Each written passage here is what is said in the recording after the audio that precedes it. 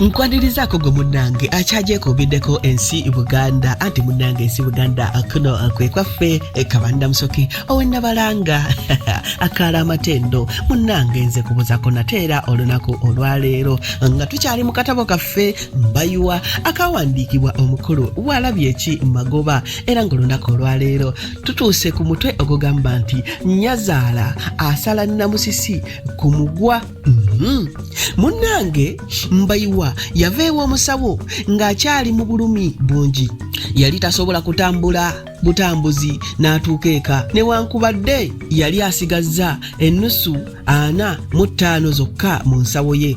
Yamala gawaayo siringi 25 n'apangisa akamotoka akamutuuseeka.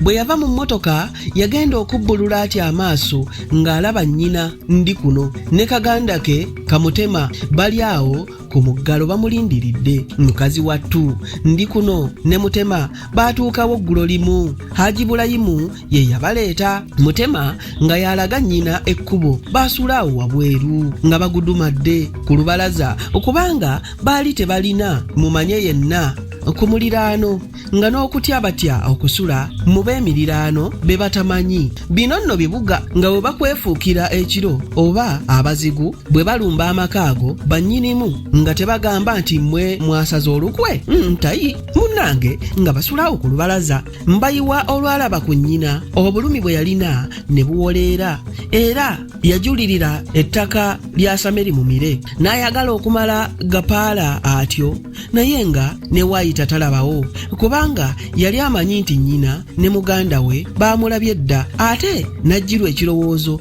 nti oba n'emmotoka teyandigivuddemu yandizzeeyo buzzi ng'agira yeewogomako eyo mu kibuga okutuusa lwe yanditeeberezza nti bazzeeyo mu kyalo n'alyoka akomawo. Ku ssaawa eyo Mbayiwa yayimba ensonyi olw'okusangibwa nnyina mu mbeera y'ekirwadde ekyo ate n'ayimba n'okutya okubuuzibwa ebikwata ku nsimbi za nnyina ze yali amaze okudiibuuda. Okuzibiikiriza ebyo byonna Mbayiwa yasalawo okwaniriza n'okubuuza maama we ne Kamutema wuuyo asumuludde obulimba bwe nti maama tewansabira nnyo si katanfe anti kaakati bava kunsiibula mu ddwaliro ku kitanda mazeeyo wiiki ezi 3.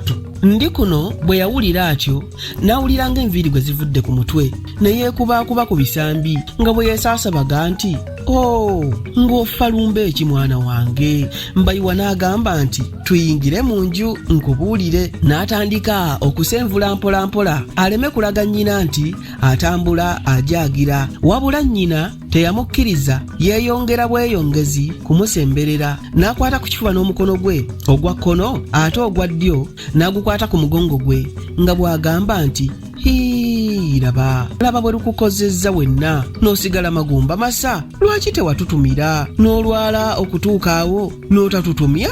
Wali oyagala ofiire eno ng'emmese mwana wange. Naye nga mu butuufu Mbayiwa yali takyuseeko okuva lwe yava mu kyalo ekyaggwe. Bwe baamala okuyingira mu nju Mbayiwa n'agalamira ku kitanda kye. Nnyina n'atuula wansi awo. Abo Mbayiwa n'atanula okulimba nnyina nga bwe yagwirwa obulwadde obwembagirawo ng'ali eyo ku mulimu. N'atwalibwa Kirinnya-Mutikka mu ddwaliro nti era abasawo olumbe lwabalema okutuuma erinnya ekyo. Nnyina olwamugwa mu kutu ye mwangu n'amugamba nti obwo obulwadde bwaffe bwa kinnansi era nja kugenda naawe abasawo Abaganda bakujjanjabeko. Mbayiwa okwewonya by'ataasobole yaddamu mangu nti nedda maama banzijanjabye kati buwonye. Nnyina ye ng'anyweredde ku kimu kyakutwala mutabani we mu basawo ba kinnansi. Mbayiwa yali tayagala mboozi eno egende ennyo wala.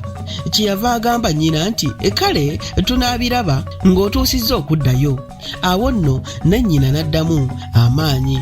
Yali tannasuula kantu konna mu lubuto obwa jjo n'akwata akambe agenda awaata emmere anti yajja n'ekitereke ky'amatooke okuva ekyaggwe. Mu kiseera ekyo Mbayiwa yali awulira nti ateekwa okugulira nnyina ennyama naye ate yejjuukiriza tasobola busobozi kutambula n'amala gayita Kamutema n'akalagirira eri akatale akaali awo kumpi era n'akakwasa n'ennusu ezo 20 ze yali asigazzaawo zokka n'akalagira kaguleyo kilo y'ennyama emu ko n'omugaati. Mutema yagenda yenna amegeredde kubanga yali agenda kuleeta mugaati bwe yali ayagala ennyo. Mutema bwe yagenda mu katale nyaabwe n'atandika okutegeka ekyeggulo mu kafumbiro. Mbayiwa yali akyali awo yekka ng'akulungutana n'ebirowoozo n'awulira akonkona ku luggi. Bwe yawenjula ku lutimbe lw'ekitanda kye nga si ye Namusisi ono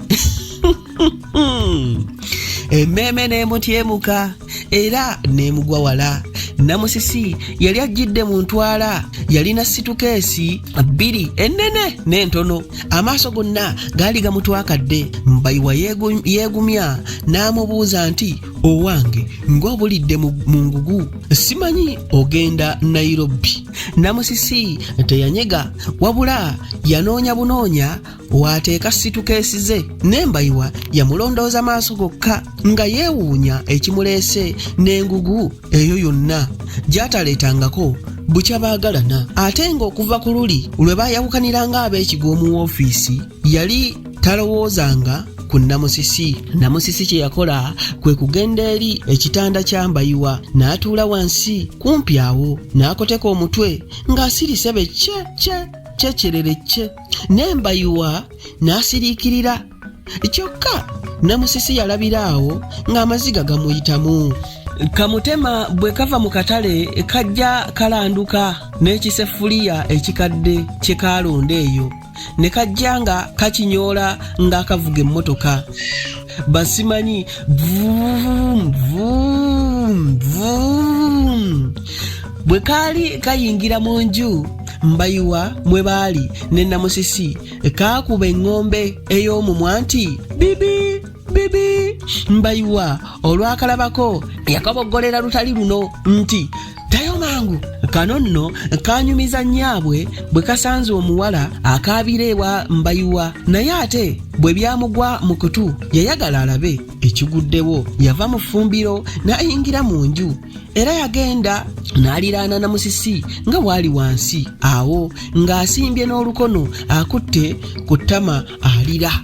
Ndi kuno yasooka n'asoberwa engeri gy'atandika okumubuuza ogubadde, okutunula ku mutabani we ng'amulaba ali awo atunula gubya ng'omusajja akubagiza. Yeevaamu n'amubuuza nti, mwana wange mutawaana ki? Ate n'akwata Namusisi ku mukono ogwa kkono n'amugamba nti, kale jangu eno ebweru onsindire ku nnaku yo.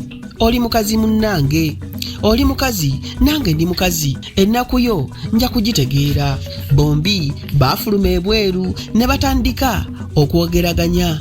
Mbayiwa yali akekejjana ng'agezaako okwekakaba mbu ave mu kitanda agenda awulirize Namusisi bye yali abuulira nnyina. Yalemererwa n'asigala ng'omutima gumuli ku mutwe ng'eyabuulira olugambo nga yeeraliikirira ebinaddirira. Namusisi yalonda akati akaali awo ku bbali n'atandika okukafumita mu ttaka n'alyoka yeevaamu n'agamba nti oyo yali mulenzi wange. N'asirikamu olwo n'ayongera okukotekera ddala omutwe n'okutakulaatakula mu ttaka n'akati era n'asiriikirira. Ndi kuno yalaba Namusisi akonye n'ayongera okumugumya nti mukadde tonneeraliikirira, nange edda nja kukubuulira ekyama. Ekyo kye kyawa Namusisi obuvumu n'alyoka aluva ku ntono n'amubikkulira ekyama nti ali lubuto lwa Mbayiwa lwa myezi 3.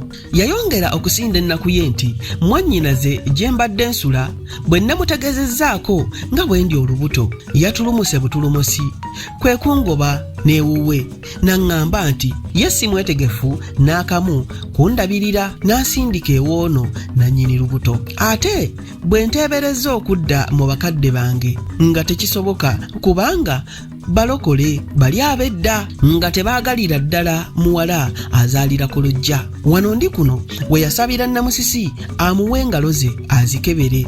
N'azikebera. Bwe yamala okuzeetegereza n'atunuulira amaaso ge agaali gatangalijja n'alangirira nti ddala kituufu oli lubuto. N'amusaba agira alindako awo. Yayingira mu nju n'abuuza Mbayiwa ku by'olubuto lwa Namusisi. Yasooka kupalappalanya. Awo nnyina we yamubuuliza nti omuwala abadde wano omumanyi? Ko Mbayiwa nti mumanyi maama. Ko nnyina nti omumanyi otya? Mbayiwa n'agamba maama naye nti mumanyi ntya? Mumanyi nga abawala abalala bwe mbamanyi. Ko ndi kuno nti omuwala oyo si muganziwo. Ko Mbayiwa nti yaliko? Ko nnyina nti wamukyawa oba akwesibako? Kooli nti tanneesibaako. Obubuuzo bwa maama we gye bwaggweera nga Mbayiwa akkiriza nti ye nannyini lubuto. Kyokka yategeeza nnyina nti talina ssente za kulabirira lubuto yadde omwana. Nnyina yamusekerera busekerezi era yalagira Namusisi ayingire eno gye baali, naye teyeekunya n'ajja. Siikulwise eyo abimufuuye nti Mbayiwa akkiriza nti olubuto lulwe. Bannange nakulabira essanyu lya ndi kuno. Wazira Mbayiwa yataasanyuka ng'alaba obuvunaanyizibwa bw'ateetegekedde bumuyingiridde. Siikulwise eyo maama wa Mbayiwa yeeyanjulidde Namusisi nti nze ndi kuno Eva. Maama wa Mbayiwa ekyaddirira awo ate si kwe kulamusaganya. Era wano Namusisi we yagambira ndi kuno nti mukadde wange tonsaze kumuguwa, toba kubeerawo yandinneegaanye. Abalenzi ba leero maama, ate naddala bano ab'e Kampala. Ndi kuno okuzikiza oluyiira. Yeebaza bwebaza Mbayiwa nti weebale kundeetera mukamwana omulungi ng'ono. Mbayiwa eyali talaba kyakuddamu ne yeewuunya nti maama naye nti mukamwana twayanjudde baatugasse. Ko nnyina nti ebyo nabyo bijja kujja mpolampola. Ekyeggulo baakirya na ssanyu, wabula Mbayiwa ye eyakiriira mu kitanda nga tebiri bulungi. Obw'okwebaka bwe bwatuuka Mbayiwa n'asoberwa nga tamanyi gy'anajja byakwalira nnyina kubanga yali tagulangayo yadde kabulangiti akamu kati ak'abagenyi, newankubadde nga Namusisi yali yamukubiriza dda naye ng'awoza jjo jjuuzi oba jjo luli. Ekirungi ndi kuno ne Mbayiwa buli omu yalina engoye ze yatambulanga nazo, baayiiya ne beeyalira era ne beebikka ezo. Ne Mutema nga tebamwerabidde, Namusisi yasula wansi ne nnyina. Weewaawo ndi kuno yali tayagala kusula mu nju y'abaana, naye ate yandisuzeewa mukazi wattu, anti akafumbiro kaali kasiddiitu nnyo. Mbayiwa yalwawo okwebaka ng'ebirowoozo biwagamidde ku kirwadde kyeyayodde, anti yawulirako nti eriyo ekika ky'enjoka ekigumbawaza omusajja. Awo we yabuuliza nti olubuto lwa Namusisi bwe lutaabe lwa mwana wa bulenzi olwo anaaba tatuuse kuzaawa, ate nti ne bwe lunaaba olw'omwana ow'obulenzi amanyidde ku ki oba alikula. Olwo n'akeŋŋentererwa nnyo emmeeme era n'akwatibwa nnyo ennyiike.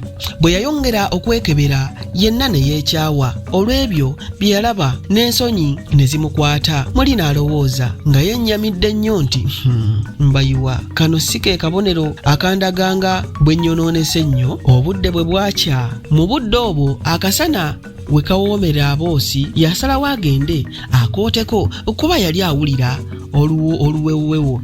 Wabbalibbali awo waaliwo akamwanyi era awo we yalonda okwotera ku kasana. Bwe yatuukawo n'asitama mpolampola wansi, naye yali kyajja asitame n'awulira ekimusala nga jirita ku kigere kye ekya kkono ekyala kisajja. Yakutama alabe ekimusaze, gye yakuba amaaso ng'alaba omusota ogw'amabomboola gweseebungulula gugenda. Yakoowoola mangu nnyina nti maama yanguwako omusota gumbozze. Ndi kuno ebyo olwamugwa mu kutu n'ajja kapaalo ng'aliko n'obumansuka nga bwanenya ne mutabani we nti vaawo omwana wange, leka kugwatula linnya guyite kiwuka. Mangu nambiro Namusisi asonze ne Mutema waakwo. Ebyaddirira awo kwali kuvumula musota kuliitiriiti nno. Ndi kuno ye mwangu atumye Kamutema kaleeta amazzi mu bbakuli oba ekikopo kuba yali amanyi Mbayiwa tasobola kuba na lujjo nako kadduka za mbwa kaako kagatuusizza munnange. Ndi kuno wuuyo aganabyemu engalo ze ekyo olwaggwa n'addira ekirenge kya gomesi ye n'akyoleza mu mazzi gali. Awo n'awa Mbayiwa anywe amazzi ago. Mbayiwa si yali yeekanasa eddagala eritali zzungu ng'ebyokuba nti gaddugala tokyabimubuulira. Maama we taludde atumye Mutema aleeta ekiwuzi ekisiba ku gomesi ye ekyali mu mugugu gwe. Mutema yasambyako mangu n'akireeta. Nnyina yakimusibako lutali luno n'akiwandako eddusu mu ddoboozi eryali lijula okubeera akaama nti, "Ayi lubaale wattu Mukasa, muzzukulu wo wuuno mumponyeze. Mukasa lubaale w'ennyanja n'akuwongera enkoko enjeru bw'onoomumponyeza." Naye Namusisi bwe yalaba nnyazaala we byakola nga bwe yali ava mu maka amalokole kakongoliro, yatandika okutya ennyo. Ndi kuno nti aleese ebya sitaani awaka olw'okuba yali teyeesiga nnyazaala we byakoze. Kyeyava ateesa nti, "Mukadde, oba tumutwaleko mu ddwaliro?" Ndi kuno ng'alaga bwe yeesigira ddala eddagala lye yaddamu nti, "Mu ddwaliro? Olwaki?" Mukazi mukulu yamuddamu ng'alatta nti, wuuyo mwebuulize akubuulire nga bw'awulira owulire." Namusisi bwe yabuuza Mbayiwa yamuddamu nti, "Mwana wange, neewulira bulungi kati." Ko Namusisi nti, "Oba otugumya bugumya." Ndi kuno ye mwangu wuuyo agumizza Namusisi nti, "Mwana wange, nze kukuvumula ebiwuka siwunyikamu ne bwe liba ttema nkima oba nswera. Nze gw'olaba wano n'empewo envaako obuvi eguvumula." Ate n'akyukira Mbayiwa n'amubuuza nti, "Kazzi gwe saakusala ddagala lya yasiyasi?" Mbayiwa yali tannaba na kwanukula. Kamutema ne keetengula nti, "Maama, nze wansala." Nnyina waako n'akkiriza nti, "Gwe nakusala." Naye sijjukira oba ne Mbayiwa ono namusala. Mbayiwa bwe yawulira ensonyi ne zimukwata olw'okubeera nti nnyina ebyeddagala ly'ekinnansi yabyogera nga ne Namusisi ali awo. Yasoberwa nga tamanyi Namusisi bw'amulowooleza okulaba ng'omulenzi omuvubuka ate eyasomako akyalowooleza mu ddagala ery'ekinnansi. Kyeyava yeebuuzisa nti, "Yasiyasi bye biki ebyo ate?" Kamutema kaazira kuwulira ebyo ne kabuguumirira olw'essanyu okumanya nti kaliko bye kasinza mukulu waako kwe kwasanguza nti omuziŋŋoonyo. Ebyo nno siibisuseeko wano Kabanda Musoke kankwate eryandeese nzire Nabalanga Bukoba Kyaggwe tuddingana ate mu kitundu ekinaddako ng'ate nkuwa ebirala. Ayi Katonda kuuma Namulondo.